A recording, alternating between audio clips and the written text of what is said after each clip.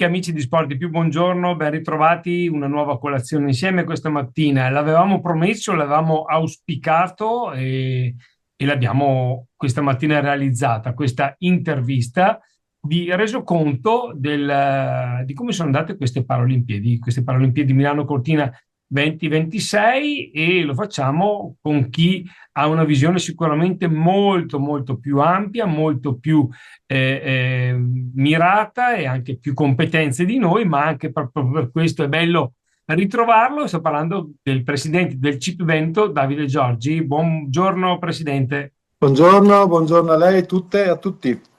Allora, Presidente, qualche settimana fa ci siamo incontrati insieme a Toninel, il fiduciario del CIP Veneto. Era la vigilia praticamente dell'apertura di queste Paralimpiadi. Dico queste perché, devo essere sincero, sia Paralimpiadi che Olimpiadi, almeno per quanto mi riguarda, non le vedo ancora passate, le vedo ancora qui, e anche per lei è così. Assolutamente sì, a parte che ho fissato ormai quel numero straordinario che è il numero 16, che sono state le medaglie che abbiamo conquistato con i nostri straordinari ragazzi, però sono ancora veramente vive nelle emozioni e soprattutto nel ricordo della gente che incontro e che è ancora emozionata come se la gara fosse stata il giorno prima. Ed è esattamente così, c'è un'emozione forte che speriamo appunto sia da trascino, da straino per tante tante questioni. Ma secondo lei che cos'è che ha emozionato di più? Io, cioè, potremmo andare sulla semplicità, vedere questi ragazzi, queste ragazze con disabilità fare cose eccezionali. Forse non è solo lì il concetto di queste emozioni. Allora, io posso trasferire l'emozione che ho visto negli spalti, nelle migliaia di bambini che sono accorsi a vedere le gare, perché Fondazione Cortina ha avuto un'intuizione bellissima, ha venduto soprattutto spazi alle scuole e sono venute quasi 25.000 ragazzi e ragazze a vedere gli atleti che erano estasiati dal gesto atletico, dalla gara, proprio dalla gara. Un silenzio tombale quando scendevano gli atleti ciechi che hanno bisogno del silenzio per sentire la guida, piuttosto che le acrobazie di chi scia con un sci solo, seduto, piuttosto di chi ha amputato scende con una gamba. Ma l'entusiasmo dei ragazzi nel vedere quanto si possa buttare il cuore oltre le difficoltà, oltre a quello che ti manca, e vedere il gesto atletico, io penso che sia quello l'elemento, cioè l'emozione di vedere un gesto atletico portato veramente da parte dei nostri atleti all'ennesima potenza come rappresentazione di quello che possiamo noi tutti fare. Ecco, l'occhio del bambino, no? Quello sguardo disincantato che vede solamente, come dice lei, l'aspetto tecnico, l'agilità, la passione, il momento di sport, e mette giustamente in secondo piano quello che è la disabilità. Da lì dobbiamo anche ripartire noi adulti. Sì, perché loro guardavano non quello che mancava agli atleta, ma quello che riusciva a fare l'atleta con quello che ha l'atleta. Cioè loro hanno un senso dell'immedesimazione che è molto più sviluppato del nostro e molto meno filtrato. Quindi loro si raccontavano, ma tu scendere bendato, guidato da una persona davanti che ti dice e ti devi affidare, ma come faresti? Ma come riesci a fare quell'atleta e correre a 100 all'ora con uno che gli dà le indicazioni? Ma tu seduto su uno sci come saresti? Ed era quella la bellezza, cioè il gesto atletico visto come qualcosa di straordinario in quel contesto che è un contesto sportivo in cui abbiamo atleti che sono preparati per anni a portare avanti quel gesto alla apoteosi, alla massima potenza, e cioè quando hanno visto i salti di René De Silvestro, il loro beniamino di casa che ha fatto nella finale, nell'ultima manche, due salti acrobatici incredibili, perché è sceso in una maniera, non se ne è reso neanche conto lui di quanto veloce è venuto giù. Beh, c'erano i ragazzi, è venuta giù la curva, a parte il tifo locale, ma è venuta giù proprio la tribuna, i ragazzi erano estasiati da quel gesto, è stata una cosa bellissima, bellissima veramente. Si è parlato della legacy, no, di queste Olimpiadi, di queste Paralimpiadi, e direi che uno dei lasciti su cui dobbiamo, e dico dobbiamo tutti noi, federazioni, enti di promozione sportiva, CONI, CIP, e ci metto dentro anche i media, su cui dobbiamo lavorare proprio questo, tenere vivo questo aspetto con i più giovani, andare nelle scuole. Io penso che una delle tappe fondamentali per crescere una nuova generazione di persone con visioni molto più ampie, sia quello di andare e di presidiare le scuole con iniziative che abbiano come protagonista questi atleti. Il valore educativo di quello che abbiamo espresso con le Olimpiadi e le Paralimpiadi è proprio questo e va assolutamente testimoniato dagli attori che a noi abbiamo e che abbiamo numerosi perché finalmente abbiamo con 16 medaglie noi e quasi 30 la parte olimpica, insomma abbiamo veramente la possibilità di avere un parterre di atleti importanti che possono testimoniare emozioni ma che possono soprattutto testimoniare come possa essere premiato un lavoro costante di sacrificio e come tutti i risultati possano essere ottenuti grazie al sacrificio, grazie e al crederci e avere una disciplina e avere una costanza. E questa cosa qua nelle giovani generazioni è una cosa che viene recepita e di cui hanno bisogno, come il pane. Quindi assolutamente queste Paralimpiadi, queste Olimpiadi devono consegnarci soprattutto il valore educativo che noi abbiamo l'obbligo come eredità di trasmettere. L'ha detto lei, 16 più le 30, 46 medaglie sono un segnale importante, ma sono un segnale che lo sport italiano sta cambiando, è già cambiato e sta sempre di più andando verso discipline che fino a qualche anno fa, qualche decennio fa, magari erano proprio una nicchia sperduta, adesso è cambiato tutto. Anche lei ha questa sensazione che soprattutto i più giovani stiano dirigendo verso sport che fino, ripeto, a qualche anno fa erano poco provati e poco visionati anche. Sì, perché per esempio per quanto riguarda lo sport paralimpico, noi ci siamo presentati per la prima volta con due discipline nuove, il duathlon e il biathlon e lo snowboard. E nello snowboard ho avuto la fortuna, quel giorno emozionantissimo, abbiamo vinto 2 ori e un argento e sono risultati eccezionali. Sono dei risultati che fanno riflettere anche nella parte olimpica e che dovrebbero far riflettere un po' tutti perché noi raggiungiamo questi risultati grazie al lavoro delle società sportive, dei tecnici e del sacrificio degli atleti. E tutto questo malgrado alcune volte anche la parte, diciamo, pubblica che manca di sostegno alle attività sportive. Per cui una eredità importante dovrebbe proprio essere quella di far riflettere quanto valore ha l'attività sportiva e quanto questa abbia bisogno di essere sostenuta come investimento e non come spesa. Abbiamo detto anche l'altra volta, si parla sempre del famoso euro investito in sport che fa risparmiare sempre quei famosi 3 euro in salute. Purtroppo se ne parla, ma poi di concreto non sempre si attuano queste formule che sono vincenti in tutti i sensi. Sono vincenti e io ho avuto modo e la fortuna anche di confrontarmi a livello internazionale sia in Casa Italia che in Casa Veneto, seguendo un po' tutti gli eventi perché ero delegato proprio in questi due ambiti posso assicurare che le politiche sociali, sanitarie dei gran paesi dell'Europa, ma a livello mondiale, l'hanno ormai inserita e capita questa cosa qua. Io però sono fiducioso che prossimamente sia il governo che la nostra regione possa incominciare a percorrere questa strada qua.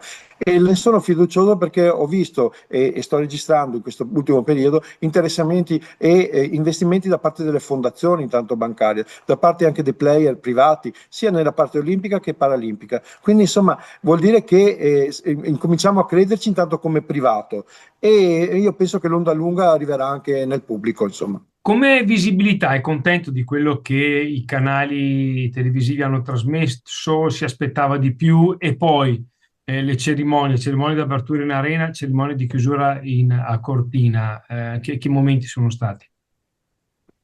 Allora, sono contento comunque della copertura RAI perché è stata comunque maggiore di quella di altre manifestazioni, altri momenti. Ma sono soprattutto contento delle decine di migliaia di telefonate nelle testate giornalistiche, sia pubbliche che private, in cui i cittadini chiedevano come mai non venivano trasmessi interamente tutte quante le giornate paralimpiche. E tantissime telefonate in cui si chiedeva perché questa differenza tra olimpico e paralimpico. In paralimpico si sono sospesi quasi a Cortina i riflettori, mentre nell'olimpico c'era. vuol dire che sta crescendo sempre di più una coscienza sportiva che mette alla pari la parte olimpica con quella paralimpica. E questa cosa qua è tanto positiva, perché è nella parte culturale che noi effettuiamo veramente la rivoluzione. E quindi è quella parte che domani dà coraggio a chi deve decidere di investire sulla parte paralimpica, anche in termini di spazi, maggiori spazi nella parte delle televisioni e dei giornali. Per quanto riguarda le cerimonie di apertura, che io spero un giorno di vederne una sola, aperta da studenti, da atleti paralimpici e chiusa assieme agli atleti olimpici, sono stati due momenti veramente emozionanti.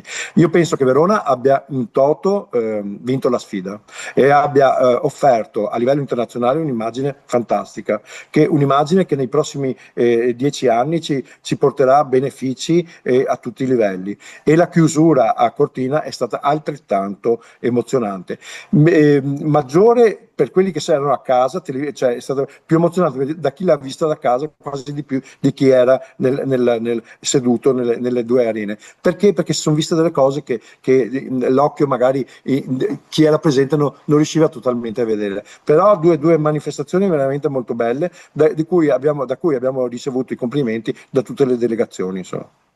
La cerimonia di apertura poteva essere un po' meno politicizzata, nel senso sarebbe stato più bello entrare in quell'arena senza tutte le polemiche che hanno preceduto la cerimonia. Cosa dice? Sarebbe stato opportuno, sarebbe stata la cosa più bella perché avrebbe avuto la coerenza della richiesta da parte di Malagò all'ONU della tregua olimpica e una volta fatto questo chiudere qualsiasi tipo di polemica. Ahimè, noi nel board dell'APC non sediamo perché non abbiamo ancora la forza politica per farci eleggere all'interno dell'APC. Se fossimo stati eletti, se avessimo avuto un nostro rappresentante, avremmo rappresentato proprio esattamente quello che dice lei, cioè il fatto che a noi non è andata molto bene il fatto di essere stati differenziati rispetto all'Olimpico, quindi scelte differenti per una parte e dall'altra. Due, le bandiere non rappresentano i governanti, rappresentano gli atleti, l'identità degli atleti e per noi doveva stare veramente fuori il governante di turno di quel paese e essere rappresentato solo l'atleta e la comunità che lo rappresenta, punto. Quindi dovevano essere ammesse tutte le bandiere, ma indistintamente, invece c'è questa sempre latente voglia di politicizzare e rendere partito una manifestazione sportiva che deve essere al di sopra e anzi deve proprio essere trasversale di qualsiasi evento geopolitico accada e deve essere un momento di festa perché qui io sono andato dentro il villaggio paralimpico e vi posso assicurare che gli atleti di qualunque nazionalità fossero, erano in una festa bellissima e le bandiere non si confondevano, tutte le bandiere in maniera omogenea all'interno del valore unico che era quello dello sport. Torniamo alle cose belle. Allora, la medaglia che sono tutte belle ovviamente, ma quella che l'ha emozionato di più. Quella di René, io mi scuso con tutti quanti perché sono tutti stati bravissimi, strabravi tutti quanti, ma veramente, come dicevo anche al snowboard, io mi sono emozionato tantissimo, ma come anche quella di Beppe con il fondo, ma quella di René è che io da Veneto gioco in casa, ma è stata veramente una cosa, conoscendo la storia poi agonistica di Silvestro, di René, e avendolo visto scendere, io sono rimasto estasiato, veramente un grandissimo atleta, è stata la medaglia più bella quella d'oro, proprio fantastica. Dopo quattro piazzamenti di cartone Sì. è arrivata una medaglia che è stata veramente una cosa fantastica. Senta, Presidente, io prima di lasciarla le chiedo, adesso il CIP Veneto, ma il CIP in generale, ma in particolare il CIP Veneto, abbiamo detto, ha un lascito importantissimo. Queste Paralimpiadi hanno lasciato veramente un foglio bianco su cui si può scrivere, non dico di tutto, ma si può scrivere tanto. Ecco, prossimi obiettivi che vi ponete nei prossimi mesi, avete qualche iniziativa particolare, qualche nuovo progetto per portare fuori di casa chi ha paura o non se la sente di fare sport, perché poi l'obiettivo è quello. Noi abbiamo le idee chiarissime. Stiamo chiedendo a gran voce, e dovremmo essere addirittura d'arriva, un accordo quadro con la Regione per le strutture sociosanitarie. Stiamo raccogliendo i fondi per tradurre in avviamenti concreti, quindi dare la possibilità agli atleti di provare le nostre discipline sia invernali che estive. Stiamo rinnovando l'accordo quadro con le strutture educative, quindi con la scuola, con il MIN, con il Ministero Istruzione e Merito, sia nazionale che regionale, poi è caduta. Abbiamo chiuso gli accordi con le università e stiamo prendendo accordi con tutte le fondazioni. Siamo pronti per attivare una massiccia campagna di pubblicizzazione delle attività sportive per le persone con disabilità, con l'obiettivo di tirar fuori sempre più ragazzi da casa. Come dicevo nella volta precedente, noi abbiamo una gap grandissimo perché abbiamo solo 3.000 atleti su una bacino d'utenza di 72.000 persone in Veneto. Quindi insomma di lavoro fino al 2028, in cui ci siamo posti noi della nuova giunta l'obiettivo di raddoppiare almeno i tesserati. Ne abbiamo quindi di lavoro da fare per i prossimi 3 anni, e grazie ai risultati dei nostri ragazzi sarà tanto semplice andare per le scuole e per gli istituti sanitari e riabilitativi a proporre le attività. Bene, Presidente, allora io le auguro veramente un buon lavoro, grazie per questa sua disponibilità e non escludo che, se le farà piacere, potremo continuare questo dialogo perché insomma Sport di Più ha sempre avuto come obiettivo quello di promuovere lo sport a 360 gradi, è il nostro claim, e nel 360 gradi c'è ovviamente anche tutto il mondo paralimpico, quindi io intanto la ringrazio, poi più avanti ci sentiremo perché ci interessa particolarmente quello che andrete a sviluppare in questi mesi. Grazie a Sport di Più e grazie a chi ci ascolterà. Grazie mille a tutti voi e sarà un piacere continuare questo dialogo.